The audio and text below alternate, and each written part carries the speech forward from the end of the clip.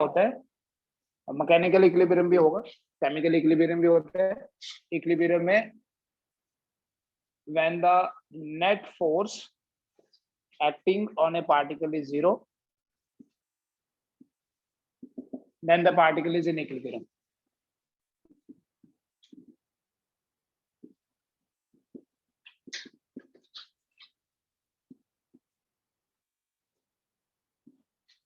Net force zero होने का ये मतलब बिल्कुल नहीं है कि पार्टिकल के ऊपर फोर्स नहीं लगेगी। इक्विलिब्रियम का यहाँ ये मतलब है कि जो रिजल्टेंट है, when the resultant of all the forces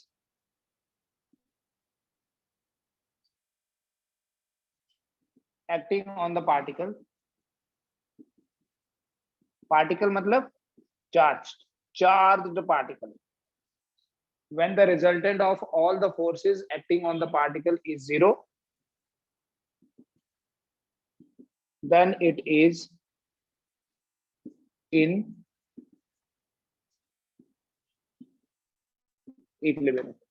बहुत सारी फोर्सेस एक्ट कर रही हैं, उन बहुत सारी फोर्सेस का जो रिजल्टेंट है वो जीरो है, नेट इफेक्ट जीरो है। और अगर इक्विलिब्रियम की बात करें, मान लो दो चार्जेस हैं, इन दो चार्जेस का इक्विलिब्रियम तो पॉसिबल नहीं है, क्योंकि बेटा जब हमारे पास दो चार्जेस होंगे तो हर एक चार्ज के ऊपर एक ही फोर्स लगेगी, तो एक तो कभी भी जीरो नहीं होगी। जीरो तब होता है जब उस एक फोर्स को कोई दूसरी फोर्स बैलेंस करती है, ठीक है। अलोंग ए लाइन मींस लीनियरली हमारे पास तीन चार्जेस होने चाहिए कम से कम फॉर इक्विलिब्रियम। जैसे अगर ये दो पर्टिकुलरली पॉजिटिव चार्ज है, तो ये वाला जो पॉजिटिव चार्ज है, इस पॉजिटिव को ये रिपेल करेगा, मान लो इसकी रिपल्शन है F1, ये वाला पॉजिटिव भी रिपेल करेगा और इसकी रिपल्शन है F2। अगर ये दोनों फोर्सेस अपोजिट तो हैं, अगर इक्वल भी हुई तो इक्विलिब्रियम होगा। F1 क्या है? Q1 की रिपल्शन, और F2 क्या है? Q2 की रिपल्शन। सो दिस वे इस चार्ज का इक्विलिब्रियम पॉसिबल है। अगर ये पॉजिटिव है तो लेट अस सी कि अगर ये बीच वाला चार्ज नेगेटिव है, साइड वाले दोनों पॉजिटिव हैं, बीच वाला चार्ज जो है वो नेगेटिव है, क्या इसका इक्विलिब्रियम हो सकता है? ये जो पॉजिटिव चार्ज है ये इस नेगेटिव चार्ज को अपनी तरफ अट्रैक्ट करेगा। सो लेट अस से दिस इज F1, ठीक है, मैं Q1 की फोर्स को F1 बोल रहा हूं, और ये जो पॉजिटिव है इस नेगेटिव को अपनी तरफ अट्रैक्ट करेगा, से दिस इज F2। दोनों जो फोर्सेस हैं दोनों की डायरेक्शन अपोजिट है, सो यहां पर भी इसका इक्विलिब्रियम पॉसिबल है, ठीक है। तो इक्विलिब्रियम के लिए सबसे पहली कंडीशन, सबसे पहला क्राइटेरिया ये है कि जो फोर्सेस एक्ट कर रही है उनकी डायरेक्शन अपोजिट होनी चाहिए। फिर उसके बाद हम देखेंगे मैग्नीट्यूड भी सेम होना चाहिए। सिर्फ डायरेक्शन अपोजिट होने से इक्विलिब्रियम नहीं होता है। लेकिन अगर कोई चार्जेस का सिस्टम इक्विलिब्रियम में है, ठीक है, for a system to be in equilibrium,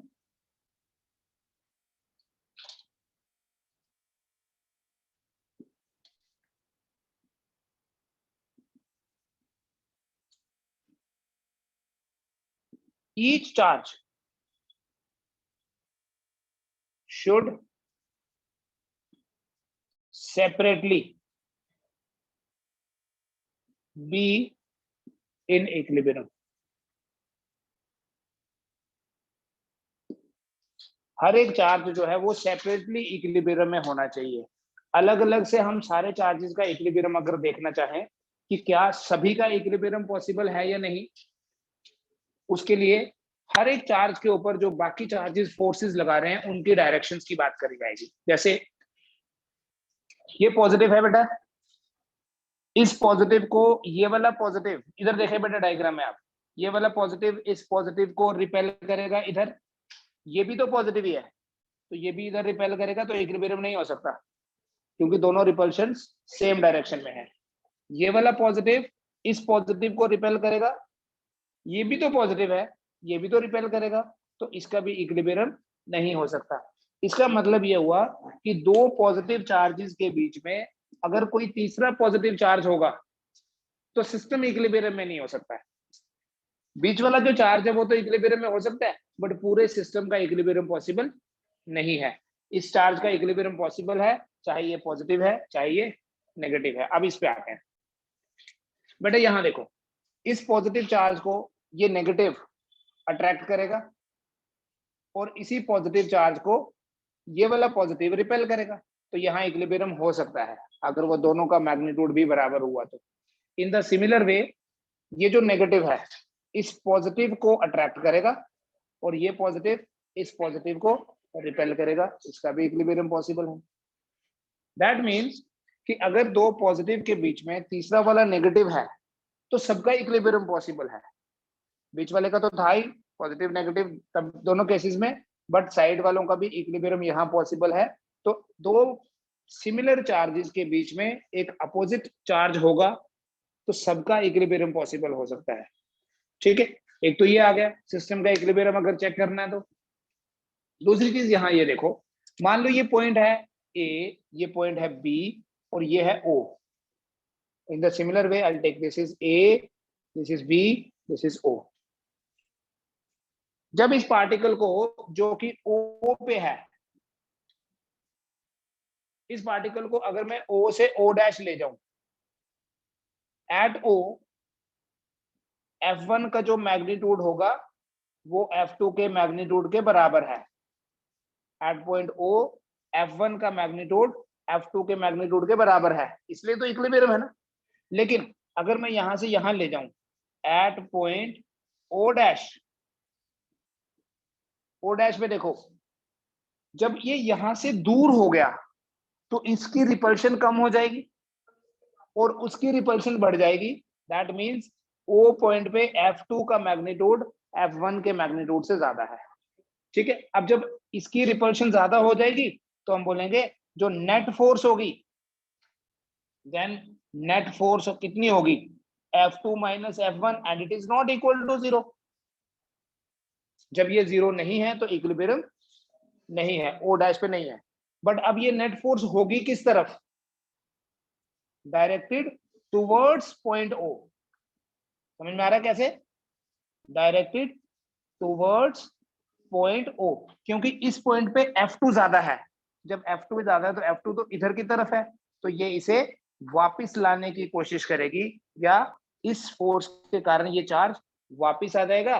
this equilibrium is known as, ये इक्विलिब्रियम के लिए लिख दिया मैंने, अदरवाइज इक्विलिब्रियम के लिए ये लिखते हैं स्टेबल इक्विलिब्रियम। इस इक्विलिब्रियम को क्या बोलते हैं, स्टेबल इक्विलिब्रियम। दो पॉजिटिव के बीच में तीसरा पॉजिटिव जो होता है उसका इक्विलिब्रियम स्टेबल होगा। अभी इसकी बात करना, ये known as stable equilibrium, equilibrium का साइन ये डाला। दूसरा देखो बेटा यहां, उसके बाद नोट करना, एट पॉइंट O F1 का मैग्नीट्यूड और F2 का मैग्नीट्यूड बराबर है। बट अब अगर मैं यहां से इसको यहां शिफ्ट करूं O डैश पे, एट O डैश, बोलो, उसकी अट्रैक्शन ज्यादा है, F2 F1 से ज्यादा है। The particle moves towards B। ठीक है, वापस नहीं आया ना, जब वो वापस नहीं आएगा तो उसे बोलते हैं हम अनस्टेबल इक्विलिब्रियम। हाँ मैं दे रहा हूँ, डोंट वरी। दूसरा देखो, एक टेक्निकल एग्जांपल बताता हूँ। ये तो हो गया हमारे पास कि अगर पार्टिकल इक्विलिब्रियम पोजीशन से डिस्टर्ब किया और वापस आ गया तो उसके इक्विलिब्रियम को बोलते हैं स्टेबल इक्विलिब्रियम, और अगर वापस नहीं आया तो अनस्टेबल इक्विलिब्रियम।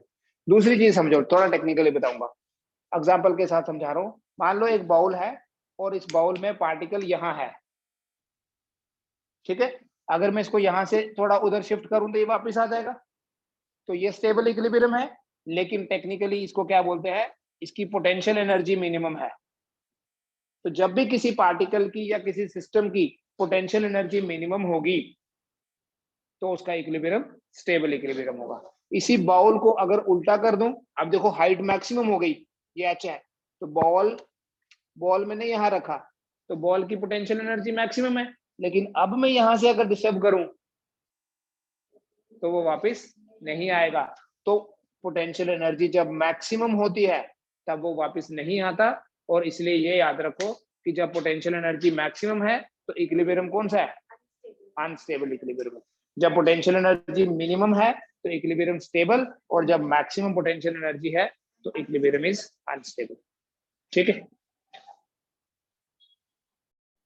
मान लो दो चार्जेस Q1 और Q2 है, और बीच में एक चार्ज रखा है Q, जो Q1 से R1 और Q2 से R2 डिस्टेंस पे है। फॉर इक्विलिब्रियम ऑफ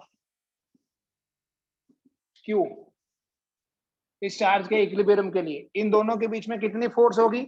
उतनी फोर्स इन दोनों के बीच में होनी चाहिए। डायरेक्शन तो अपोजिट होगी ही, ये तो आपने देख लिया कि ये पॉजिटिव हो तब भी इक्विलिब्रियम होगा इसका, और अगर ये नेगेटिव होगा तो तब भी इसका इक्विलिब्रियम होगा। लेकिन मैग्नीट्यूड की अगर हम बात करें, इन दोनों के बीच की जो फोर्स है that is K Q1 into Q divided by R1 square, and it is equal to K Q2 into Q by R2 square। ये K और K कट जाएगा, कैपिटल Q कट जाएगा, Q1 by R1 square equal to Q2 by R2 square। Directly formula लगा सकते हैं ये। ठीक है, सो यहां पर Q1 by Q2 क्या बन गया हमारे पास? R1 by R2 whole square, या ठीक है ना, ये Q2 इधर आ गया, ये R1 उधर चला गया। This means R1 by R2 क्या हुआ? बोलो, R1 by R2 क्या बना? Square root of Q1 by Q2। ठीक है, ऐसे करना है, नोट कर लो। देखो बेटा, एक सिंपल सा क्वेश्चन दे रहा हूँ। जनरली ऐसा लगता है सभी को कि इक्विलिब्रियम का मतलब पार्टिकल सेंटर में रखना पड़ेगा, है ना? इक्विलिब्रियम का मतलब दो के बीच में रख दो तो इक्विलिब्रियम हो जाएगा, बट ऐसा तब होगा अगर इन दोनों का मैग्नीट्यूड सेम है। जैसे सपोज एक चार्ज है मेरे पास +Q, दूसरा चार्ज है +9Q, इन दोनों के बीच का डिस्टेंस है लेट अस सपोज 16 सेंटीमीटर, और बोले कि बताओ कोई तीसरा चार्ज, मान लो कोई तीसरा चार्ज Q है, इन दोनों के बीच में कहां पे रखूं ताकि वो इक्विलिब्रियम में हो? वो कौन? Q। एट व्हाट पॉइंट, मतलब एट व्हाट पॉइंट का यहां मतलब ये है कि अगर बेटा ये डिस्टेंस x है तो बताओ x कितना होगा? दो पॉजिटिव चार्जेस हैं, एक +Q और एक -Q, तो इन दोनों के बीच में एक तीसरा चार्ज +Q या -Q, ये तो कुछ भी हो। यहाँ ये नहीं मैं पूछ रहा कि ये क्या होगा, ये कहाँ रखें ताकि वो इक्विलिब्रियम में हो। अगर ये इस Q से x डिस्टेंस पे है तो x फाइंड करना है, दोनों के बीच का जो टोटल है वो 16 सेंटीमीटर दिया है। एक चीज समझना बेटा, 8 सेंटीमीटर दूर अगर सेंटर है तो सेंटर में इसकी फोर्स कम होगी और इसकी ज्यादा होगी, क्योंकि ये चार्ज बड़ा है ये छोटा है, तो जब डिस्टेंस बराबर है तो बड़े चार्ज का ज्यादा इन्फ्लुएंस होगा। तो अगर हम सेंटर से इधर आए तो इसका डिस्टेंस कम हो गया, अब इसका तो इफेक्ट पहले ही ज्यादा था, डिस्टेंस कम होने से और बढ़ गया। तो अभी इक्विलिब्रियम कहाँ होना चाहिए? मान लो कि ये सेंट्रल पॉइंट है, ये सेंट्रल पॉइंट है, तो इक्विलिब्रियम सेंटर से +Q की तरफ होना चाहिए या +9Q की तरफ होना चाहिए? पहले तो यही सोच लो। ये वाला डिस्टेंस 8 है, तो यहां तो इसकी फोर्स कम है, तो इधर से इधर आएंगे ना तो इसकी फोर्स बढ़ेगी, क्योंकि इसका डिस्टेंस कम होगा और उसकी कम हो जाएगी। मान लो इक्विलिब्रियम O पॉइंट पे है और इस O पॉइंट का डिस्टेंस इस Q से, जो कि A पॉइंट है, वहां से x है, तो B से कितना डिस्टेंस हुआ O का? 16 - x। तो अगर यहाँ इक्विलिब्रियम है इस चार्ज का, इसको जितना ये फोर्स लगा रही है कितना लगाएगी? K Q into Q divided by x square, और ये कितना लगाएगी? ये वाला चार्ज कितनी फोर्स लगाएगा? K 9Q into divided by 16 - x square.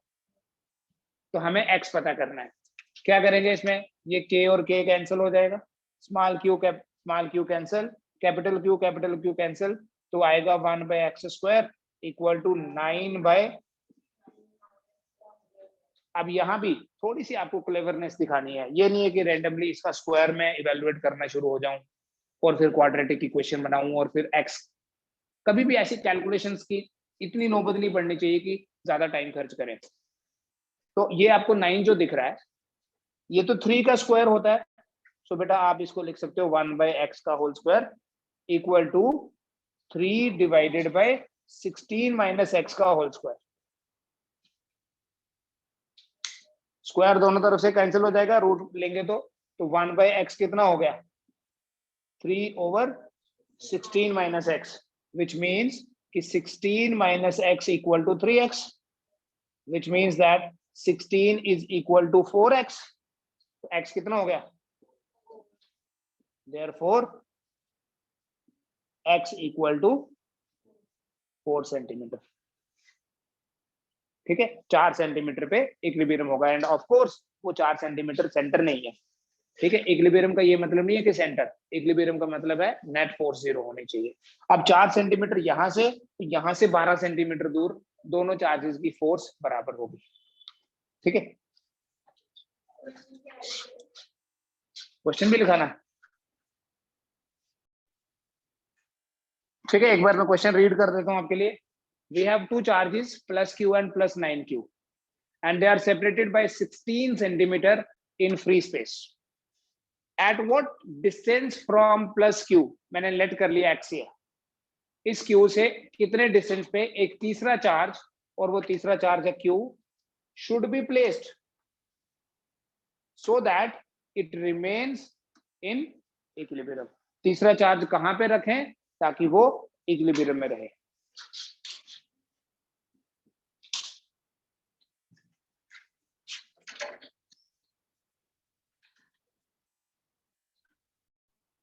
यहां इस क्वेश्चन में हमारे पास 2 चार्जेस हैं plus q each, are kept r distance apart in free space. ये 2 पॉइंट चार्जेस हैं बेटा, प्लस q ईच और इनके बीच का डिस्टेंस है r।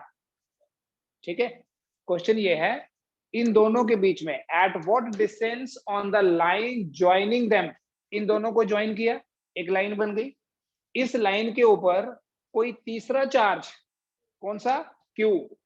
देखो यहां पर्टिकुलरली लिखा है प्लस q, यहां तो प्लस q नहीं लिखा है, मतलब माइनस भी हो सकता है। अगर पर्टिकुलरली जैसे यहां लिखा है और यहां पॉजिटिव होता तो फिर यहां भी पॉजिटिव लिखना चाहिए था। ठीक है, अगर यहां नहीं लिखा होता तो फिर हम बोलते ये भी पॉजिटिव, क्योंकि ये पॉजिटिव ले रहे हैं तो ये भी पॉजिटिव लेना पड़ेगा क्योंकि साइन दोनों का एक जैसा है। कहां पे रखें, मान लीजिए ये डिस्टेंस a है तो हमें ये a पता करना है, कहां पे रखें so that it remains in equilibrium, ताकि ये इक्विलिब्रियम में हो। बेटा ये बीच वाला चार्ज हमने डिस्कस कर लिया, ये बीच वाला चार्ज चाहे पॉजिटिव हो चाहे नेगेटिव, ये तो इक्विलिब्रियम में ही होगा, राइट। लेकिन पर्पस यहाँ क्या है, find the value of q, यही वाला वैल्यू फाइंड करनी है along with its sign, magnitude भी और साइन भी, ताकि जो पूरा सिस्टम है वो सिस्टम इक्विलिब्रियम में रहे। What is the value of this q। अब एक चीज ऑब्वियस है यहाँ कि ये दोनों पॉजिटिव हैं और दोनों का मैग्नीट्यूड बराबर है, तो तीसरा चार्ज तो सेंटर में रखना पड़ेगा। ठीक है, तो a कितना आएगा r/2, लेकिन हम इसको भी मैथमेटिकली देखेंगे कैसे। इन दोनों के बीच में जो फोर्स है, देखो इसका तो इक्विलिब्रियम होता ही है, चाहे ये पॉजिटिव हो चाहे ये नेगेटिव हो। तो इन दोनों के बीच में जो फोर्स है वो होगी k q इंटू q/a², और इन दोनों के बीच में जो फोर्स होगी, ये डिस्टेंस तो r माइनस a हुआ, इन दोनों के बीच में जो फोर्स होगी r माइनस a का स्क्वायर। दैट मीन्स ये कैंसल, 1/a² आ जाएगा 1/r माइनस a का स्क्वायर। अब इसे भी फर्दर क्या सॉल्व करना है, सीधा लिखोगे 1/a equal to 1/r minus a, ये स्क्वायर। तो 1/a क्या हो गया 1/r minus a, cross multiply करो, r minus a equal to a, r equal to 2a, तो a क्या हो गया। ठीक है, ऑब्वियस था। ठीक है, फर्स्ट पार्ट तो ऑब्वियस है, ये तो होना ही चाहिए था। लेकिन क्वेश्चन ये है इसकी वैल्यू कितनी होगी, किसकी, इस क्यू की वैल्यू कितनी होगी ताकि पूरा सिस्टम इक्विलिब्रियम में हो। पूरा सिस्टम इक्विलिब्रियम में होना मतलब जो चार्ज ए पे है उसका भी इक्विलिब्रियम होना चाहिए। अब ये तो पॉजिटिव है, ये भी पॉजिटिव है, तो ऑब्वियसली ये तो नेगेटिव होना चाहिए। लेकिन हम खुद से नहीं लेना, खुद से नहीं लेंगे। अभी आपको समझाया सिस्टम इक्विलिब्रियम में कब होता है, जब दो पॉजिटिव के बीच में तीसरा वाला नेगेटिव होना चाहिए, ताकि क्या हो, ये नेगेटिव अगर होगा इसकी तो रिपल्शन ही मिलेगी ना इसको, ये पॉजिटिव तो इसको रिपेल ही करेगा, और ये नेगेटिव अगर होगा तो ये अट्रैक्ट करेगा ना। हम इसको नेगेटिव बनाएंगे कैसे, हमें तो नहीं दिया था ना नेगेटिव, तो अभी हमें इसका साइन नहीं पता है। तो देखो कैसे बनेगा, अपने आप बनेगा, फॉर द इक्विलिब्रियम ऑफ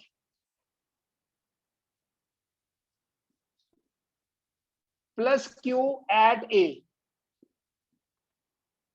ए पे जो प्लस क्यू है उसके इक्विलिब्रियम के लिए क्या बताया था, the net force acting on it should be equal to 0। The net force, ये तो जनरल डेफिनेशन है ना, the net force acting on it should be equal to 0। जो नेट फोर्स है वो 0 होनी चाहिए। क्या करना बेटा, दोनों फोर्सेस देखो, ये क्यू इसके ऊपर जो फोर्स लगाएगा वो होगी के Q into Q by A square, इन दोनों के बीच में फोर्स और इन दोनों के बीच में फोर्स, मतलब इस क्यू के ऊपर लगाएगा कौन, एक तो ये और दूसरा ये, k Q into q divided by r square. और ये कितना होना चाहिए, ठीक है, किसी भी चार्ज के ऊपर फोर्स देखनी है कितनी, तो देखेंगे ना कि कौन कौन लगा रहा है, और अगर वो फोर्स 0 होनी चाहिए तो 0 पुट कर देंगे क्योंकि इक्विलिब्रियम है। तो यहीं से आपके पास आ जाएगा लॉजिकली। आप खुद तो ये चेक कर सकते हो कि नेगेटिव होना चाहिए, बट दूसरे को कैसे बताओगे, लिख के कैसे बताओगे, देखो यहां से अब k Q into Q by A square equal to minus k Q into q by, तो ये वाला क्यू कैंसिल हो गया, के कैंसिल हो गया, तो क्यू कितना हो गया, capital q minus small q into a square by r square. तो अभी हमने ये प्रूव किया था ना आर इक्वल्स टू 2a है, तो आर स्क्वायर क्या हुआ, अरे 4a स्क्वायर, 2 का भी तो स्क्वायर करना है, तो कैपिटल क्यू क्या हुआ, minus Q into a square divided by 4a square, A square cancel, तो कैपिटल क्यू क्या आ गया, माइनस क्यू बाय 4।